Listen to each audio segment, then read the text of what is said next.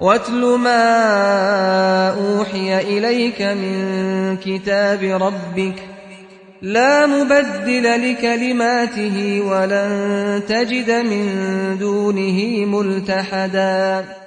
السلام عليكم ورحمة الله. الحمد لله رب العالمين، والصلاة والسلام على أشرف المرسلين نبينا محمد وعلى آله وصحبه أجمعين. نكمل إن شاء الله تعالى القراءة من تفسير الإمام السعدي رحمه الله، وبيان and to discussing the fawaid, the benefits that he mentioned after the story of Musa alayhi salam with Al-Khadr. These great benefits, as we said, that we should really constantly revisit these types of benefits or guidance or principles in our life, because many things in our life can be related to it. We have to refer back to these principles and some of these benefits that we learn from the tafsir of the Quran, because it's a repeated matter, and that's what the benefits are supposed to be for.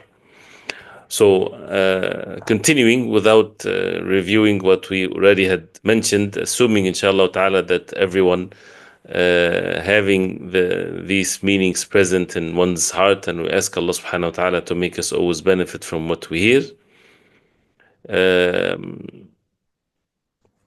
As he says here in page number 949,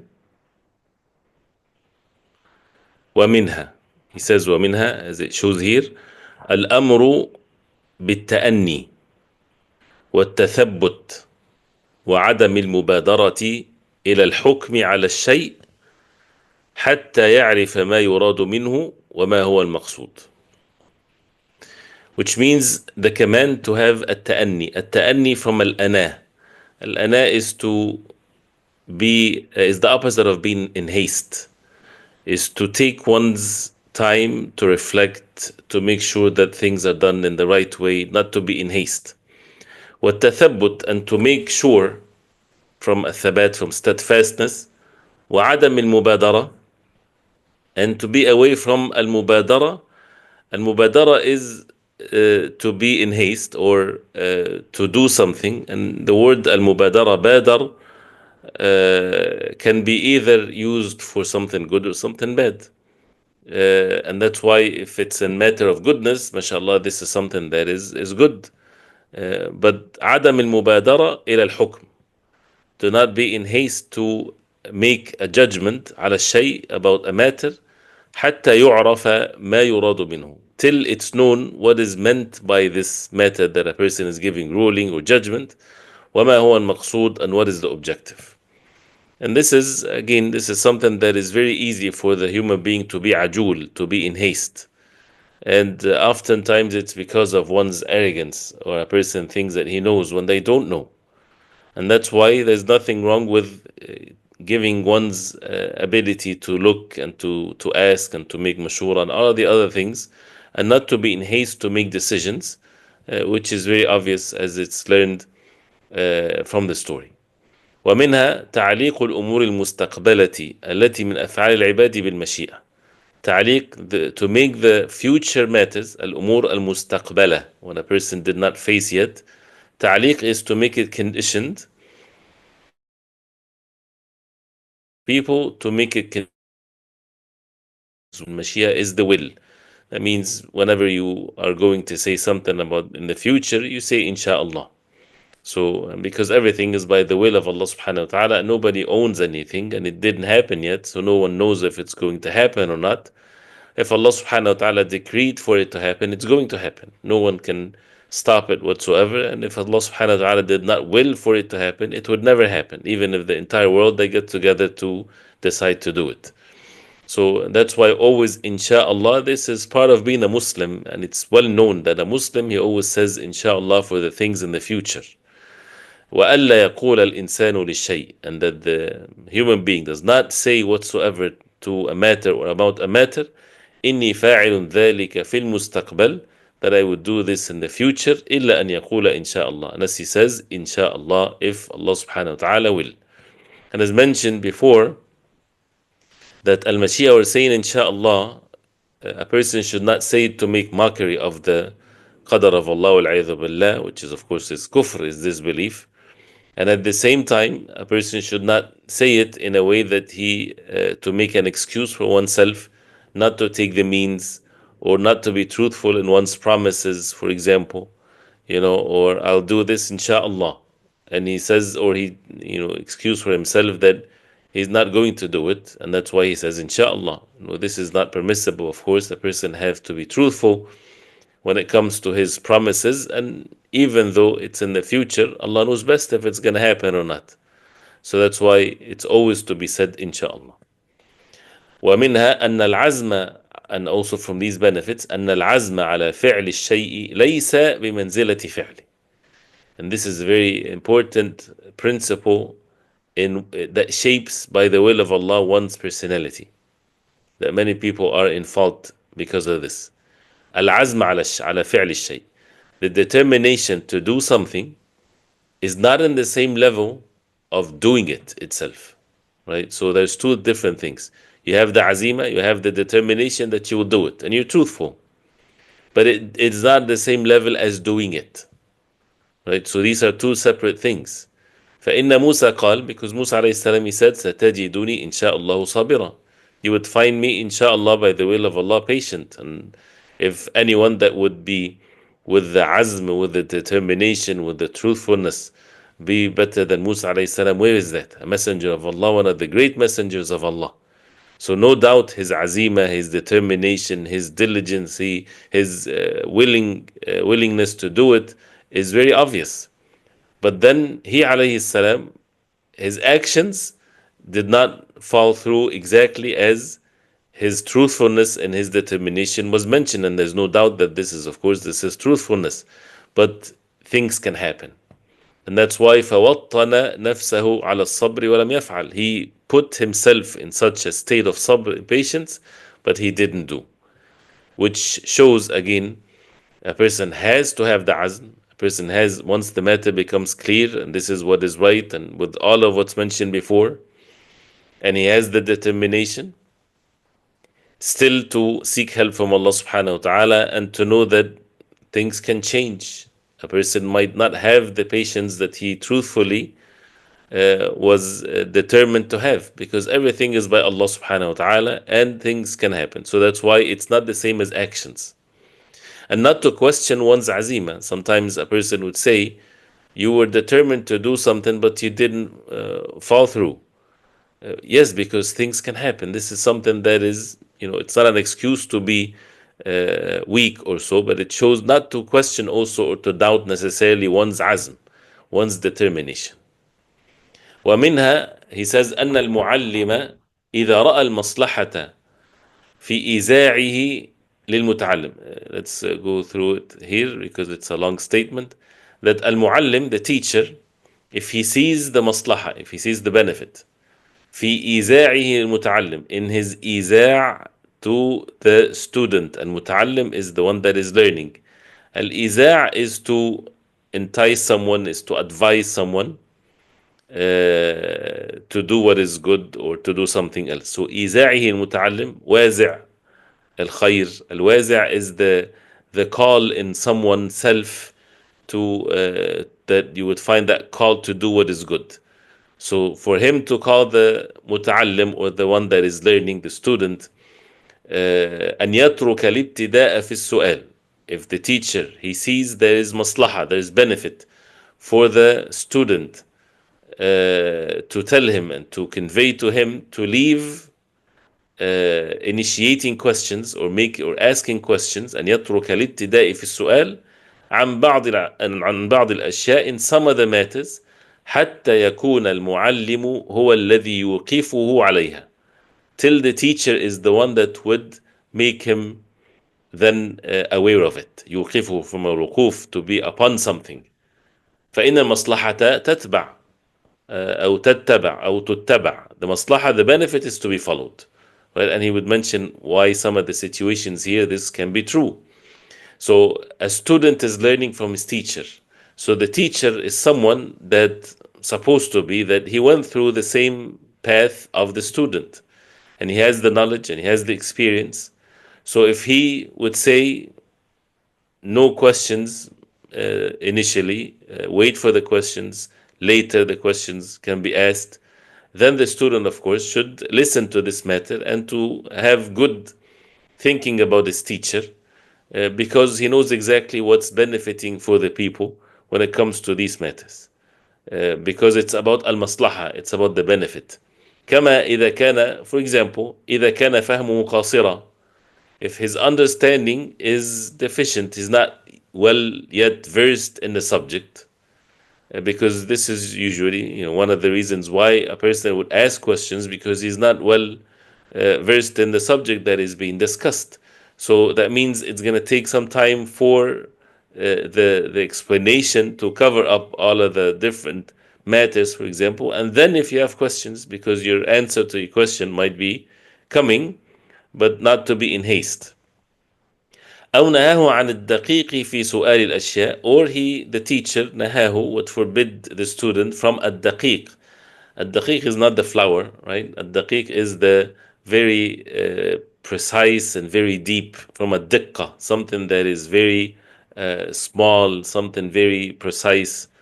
في سؤال الأشياء, in asking in some matters التي غيرها أهم منها, that other things can be more important than it. أو لا يدركها ذهنه, or maybe he would not comprehend it yet because he does not have the foundations for it, right? And it's not that the teacher would belittle the student, it's because there are lack of things that he has to acquire these things first for him to be able to study the high level of knowledge. And also the things that are not important, something that is irrelevant or something that is not significant at that moment, but rather a person should be patient till he learn what is best for him. And that's why to find a teacher that is well versed in his knowledge and he's someone that fears Allah subhanahu wa ta'ala, and nasih, that gives the nasiha, this is such a great, makes the matter easy, makes the path of knowledge easy for the person. And that's why also the lack of having the companionship of kibar ulama is cause a lot of waste in one's time. May Allah subhanahu wa ta'ala make it easy for each one. أو يسأل سؤالا لا يتعلق في موضع البحث, or he might ask a question that is not related to the subject that they are discussing.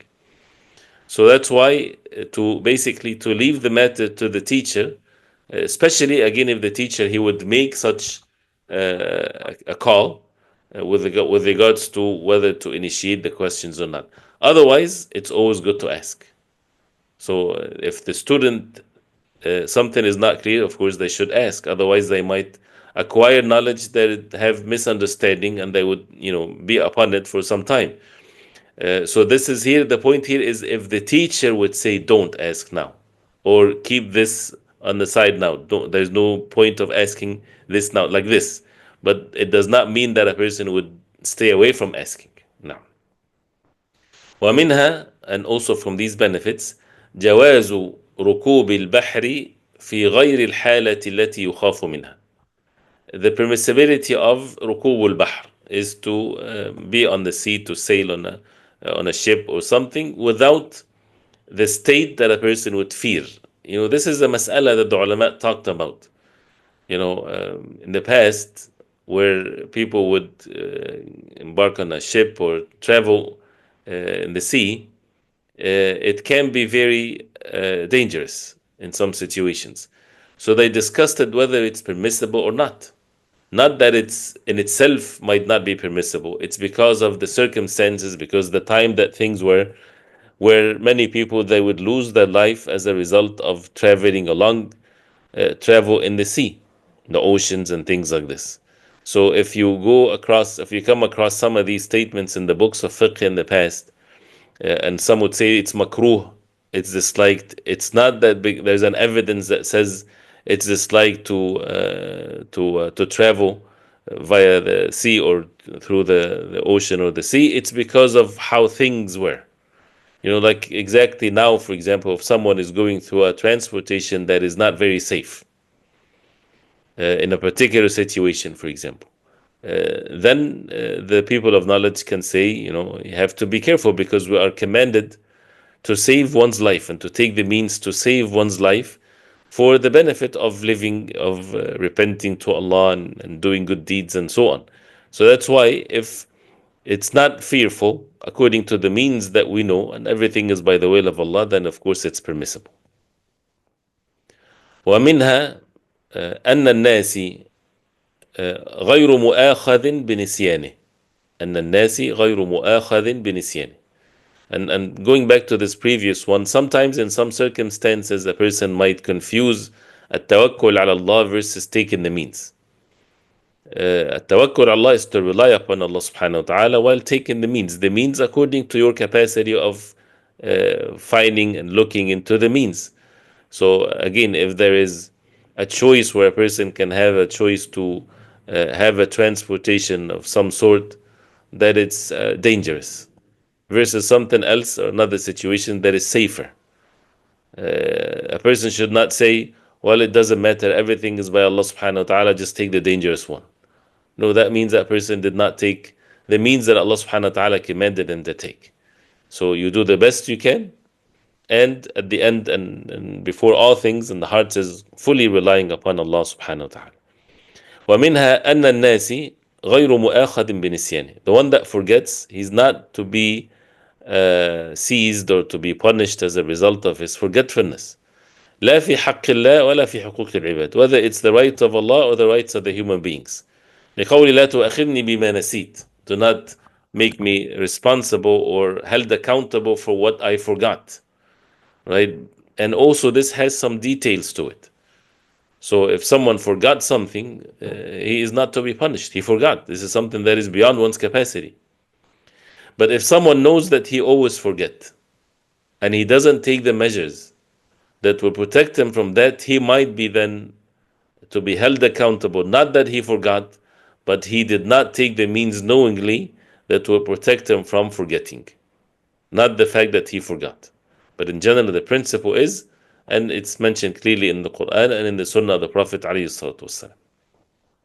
وَمِنْهَا, and there are many ahkam that comes under this. Also from these benefits, أنه ينبغي للإنسان أن يأخذ من أخلاق الناس ومعاملاتهم العفو منها وما سمحت به أنفسهم. And we talked about that also before, that what befits the human being and should be done is that he takes from the akhlaq, takes from the manners of the people and their dealings, al-afu, the extra from them, and what their nufus, what their anfus samahat, what they would give out of goodness from them. As-samaha is when something comes with ease and goodness. Take that and do not be going after every single right of oneself. Right? So if someone, as you see here from, of course, from the story of Al-Khadr and Musa alayhi salam, take the extra from the akhlaq, even the closest ones of oneself. Do not ask them to be as perfect as you expect them to be. ولا ينبغي له أن يكلفهم ما لا يطيقون. He should not make them bear something that they have no capacity to do. أو يشق عليهم ويرهقهم, to make it difficult for them, to make them المشقة والإرهاق, that it shows even on themselves. You know, you want things to be extremely perfect. These types of individuals that are sometimes impossible to live with. Even in things like being tidy, being clean, it's all good, mashallah. But for someone to be extreme in these matters, this can make it difficult for everyone that is around them. But rather to be at ease with others and to be kind and lenient, without, of course, sins, disobeying Allah subhanahu wa ta'ala, without doing things that would undermine their upbringing or their goodness. He says, فَإِنَّ هَذَا مَدْعَاتٌ إِلَى النُّفُورِ مِنْهُ وَالسَّآمَةِ. Because that would, mad'a, it calls the people then to have a nufur. A nufur is to be repelled against the person and to be bored by being with someone like this. You know, sometimes you would travel with someone, especially when people are strangers to one another, and someone is making it difficult for everyone else because he wants everything to be as he expected to be, without being at ease with dealing with people. And this is one of the qualities that we need to have and we need to raise our children to be upon. And this is, to let go things, to overlook some of the things, and to be at ease with it also, as long as it's not harmful, so that a person is at ease with others. بل يأخذ المتيسر ليتيسر له الأمر. But rather take whatever is easy so that the matter becomes easy for oneself. And that's the way of the Prophet عليه الصلاة والسلام. ومنها, and also one of these great means, أن الأمور تجري أحكامها على ظاهرها. That the matters or affairs runs, and the rulings of it happens, and to be judged based on the zahir, based on the what physically appears, on the apparent things. وتعلق بها الأحكام الدنيوية في الأموال والدماء وغيرها. And the worldly rulings, تعلق, is conditioned in wealth, in blood, in everything based on الظاهر. Our concern is the apparent things, is the physical things. We do not make judgment based on the batin, based on one's intentions, based on one's feelings. And this is because Allah subhanahu wa ta'ala did not make it upon the people to do something beyond their capacity. Beyond one's capacity is to make judgment based on the inward feelings and intentions and so on. And this is how the ease of the religion. And this is how to deal with people, right? And once a person he's dealing with people based on what he thinks of what's in their hearts, this is a very miserable life, really, when someone deals with this. And again, but here especially with the ahkam. فإن موسى عليه السلام أنكر على الخضر خرقه السفينة. Musa عليه السلام, he made the inkar, forbade, condemned al-Khadr, that he made a hole in the ship, وقتل الغلام, and killing the young boy. وأن هذه الأمور وأن هذه الأمور ظاهرها أنها من المنكر. These matters, it's ظاهر, it appears to be from the munkar, of course. This is something to be condemned. Breaking the ship of poor people without reason to do so, killing a young child. وموسى عليه السلام لا يسعه السكوت عنها في غير هذه الحال. And Musa عليه السلام, is not spacious enough for him to be silent in these matters in other than that situation that he's in, التي صحب عليها الخضر, that he was a companion with al-Khadr. Because otherwise, because as we mentioned, if someone take the story of Musa and al-Khadr as an excuse to spread corruption on the face of earth, right? Then the question is, are you a prophet of Allah? Are you someone that is, Allah subhanahu wa ta'ala is revealing to you revelation, which is no one after the Prophet ﷺ can claim such a thing. And whoever claims such a thing, this is by itself is a matter of disbelief. فاستعجل عليه السلام. So Musa عليه السلام was in haste in this matter, because he's one of the great messengers of Allah, and he knows what it means to make judgment based on al-zahir, based on what physically happens. وبادر إلى الحكم في حالتها العامة. وبادر, like مبادرة, and he not necessarily in haste, but he immediately referred to the judgment in its general state. ولم يلتفت إلى هذا العارض الذي يوجب عليه الصبر. He did not يلتفت, he did not look into. Al-iltifat is when you look into something, when you and also, like for example, al-iltifat in the salah is when you steal a look in the salah. ولم يلتفت, he did not turn to this عارض, to this exceptional situation that came across, which is in that situation that he's in. الذي يوجب عليه الصبر, that makes the sabr, patience, mandatory upon him. وعدم المبادرة إلى الإنكار, and not to be in haste to forbid the evil, because you already have been told this, and that you would see things that you might not have patience in. So that's why to continue to be upon al-hukm bil-zahir. So even from the actions of Musa alayhi salam, we learn from it how to live our life, which is to make the hukm, the judgment, based on al-zahir, not based on al-batin. As we said, this is one of the great mischief that some of the extreme Sufis and the like of this, they take this as a way to manipulate others. And they would say that the masses are only, al-zahir is only for the masses. The apparent things is only for the common people, for the masses of the people, but the elite, those who are close to Allah subhanahu wa ta'ala, then the matter is different for them. So if you see, this is how they would claim. I'm not saying all of them, some of them. When they claim that if you see the the righteous person or the peer or the whatever they call him, if you see him apparently looking like he's doing something wrong, the time for the salah comes and he does not make salah, he apparently physically looks like he commits sins, well, you're being basically deceived because you're one of the masses. You only judge what appears physically. But there are other things which is the batin, the inward things. And that's why they call it al-ilmu ladunni, the knowledge of the inside, the spiritual, this or that. And it's all heresies. It's all can lead the person, of course, of disbelief. And there's no such a thing. This is something that is consensus, of course, upon the ummah, that the wahy is terminated by the death of the Prophet ﷺ when it comes to the ahkam. So it is not for anyone to do such a thing. And then otherwise, everyone can claim whatever. The thief can claim that he has knowledge that the masses, they do not know. The judge doesn't know the knowledge that he has. And the judge would say, well, I have knowledge that you don't have, and will give you the right hukm, and then you deal with your own inward silliness that you're upon. So this is not how life is. So the al-hukm bil-zahir. The hukm is what appears, not with what people claim it's hidden. He says وعدم ودرء الإنكار. So this is الأمور تجري أحكامها على ظاهرها. The matters are based on the zahir, on the apparent things, on the physical matters.